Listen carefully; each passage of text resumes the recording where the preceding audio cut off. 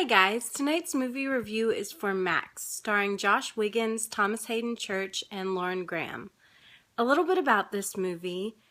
The movie centers around a dog named Max, and Max is a trained service dog with the U.S. Marines. And near the beginning of the movie, you see that he has a special relationship with his handler, a young Marine. And near the very beginning of the movie, there's a tragic incident overseas in Afghanistan. And while Max survives, unfortunately his handler does not. He passes away. And the dog gets shipped back to the United States.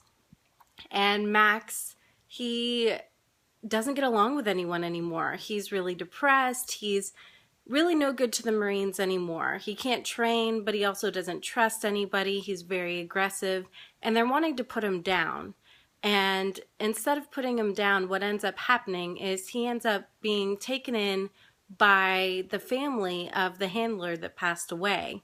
And now that he's passed away, it's a mother, father, and a young teenage son. The mother and father are played by Hayden Church and Lauren Graham, and the son is played by Josh Wiggins. And the son, he's about probably 14, 15-year-old boy, really sarcastic, didn't really get along with his brother that much, and didn't really, I don't know, he doesn't have a great opinion of the Marines or of the military in general. He likes playing his little shooting games, but thinks that all this kind of stuff, it's not for him. They didn't have a close brotherly connection or anything like that, and he's certainly not excited about having this dog Max in their house. So that's kind of how the movie starts off, and Max isn't close to anyone at first. Josh Wiggins, his character, has a friend named Chewy, and Chewy has a cousin, a young girl, who is from a family that has a lot of dogs. They joke and they call her like the dog whisperer, and she helps Josh kind of train Max, and Max and the young boy start to have a relationship together. And Max and the young boy also, they learn some things. There's another young man who served in the Marines too, who has come home, who was in the same unit as his brother. And they supposedly were best friends. This guy's a good guy, but you kind of learn that something's going on. Something's going on between this young man who used to be in the military and has gotten out, and some of the kind of drug and gun cartel in the area. And of course, the younger children, Chewy, Josh's character, they kind of find out some things about it, and the rest of the movie is kind of a dangerous situation. What's going to happen with this gun cartel?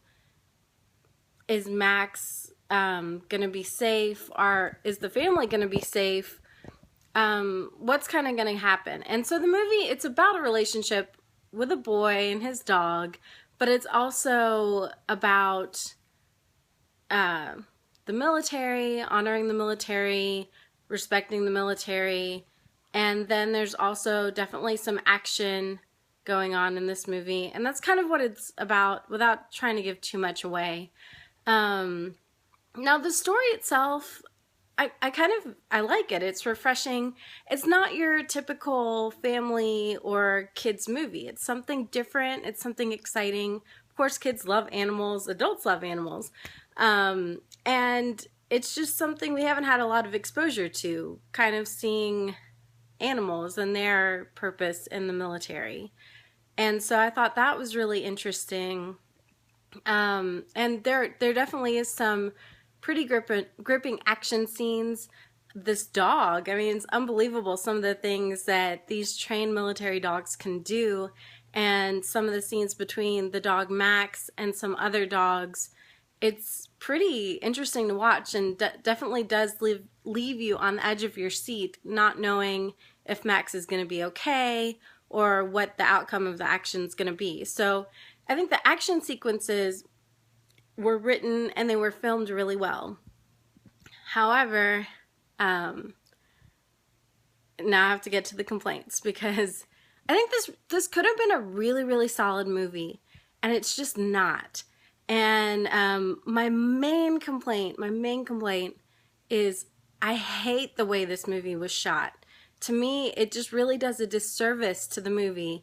The director of this movie, he's directed Remember the Titans. He wrote Now You See Me. I mean, he's been involved in other big budget movies, and I don't know why. I don't know if it was a budgetary issue, but to me, this movie, the cinematography and the way it was shot, it just looks like a Lifetime movie, like a TV movie that they're trying to bring to the big screen.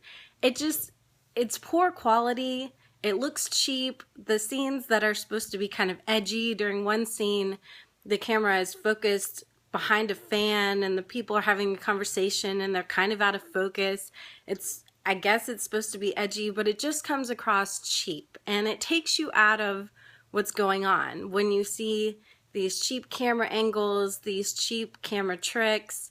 For someone who's really into movies, it takes you out of what's going on, and it's really disappointing for a story that I think is interesting enough. The director also wrote the movie, and I mean, I've seen better writings from some of his other projects. It wasn't horrible writing, but you know, there were some pretty cheesy moments, and I understand it's a kid's movie, but kids are smart. Kids are intelligent. Don't dumb it down for kids. I don't think that's necessary. I don't think you have to do a bunch of adult stuff either, but don't dumb it down for children.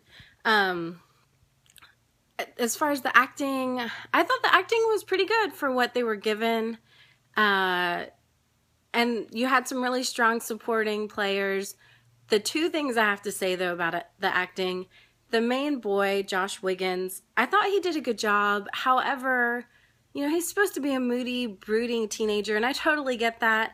But during some of the scenes, it was a little flat. It was too one-dimensional. I've seen better teenage actors than this boy, but I didn't think he was terrible. I thought he was okay. The real complaint I have with the acting, and it wasn't even an acting per se, it was an accent thing.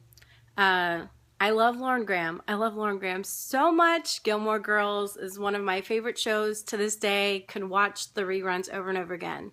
But this movie is set in Texas. Her husband, Thomas Hayden Church, did not have a Southern accent. A lot of the other people in the movie did not have Southern accents. For some reason, they had her do a Southern accent. She could not pull it off. It was going in and out through the movie. If you have somebody who can't pull it off, or it doesn't sound authentic, especially when there are other actors that aren't having the accent, drop the accent. It would have been fine for her to talk in her normal voice. I really hated the accent. It really wasn't good, especially for someone who's so seasoned. I was kind of surprised that the accent was so bad, but it went in and out when she would get upset. It was another thing that really made the movie seem cheap and not as well executed as it could have been. So those are my main complaints. Really hate the cinematography. Really, some of the acting and accents and stuff could have done without. So, unfortunately, I would say it made this movie a C-. Now, I know the kids will really enjoy it. The kids really enjoyed it in the screening that I saw. They really loved all the action with the dog, and that was pretty incredible. But movie as a whole, I just can't give it a huge score. I would say it's worth taking the kids. They're going to enjoy it. But if you haven't seen something like Inside Out, I'm sure your money could definitely be better spent there. This maybe would be something more for video, because I do think it is worth seeing. It's just, it's not the project it could have been. It is a Lifetime movie put on a big screen, and that just doesn't translate very well. It's a C- for tonight. Thank you guys so much for watching. I really appreciate it. And if you like what you heard, I would really, really appreciate it if you would subscribe below. That would be great and make my day. And I hope you all have a great day. I will talk to you later. Bye.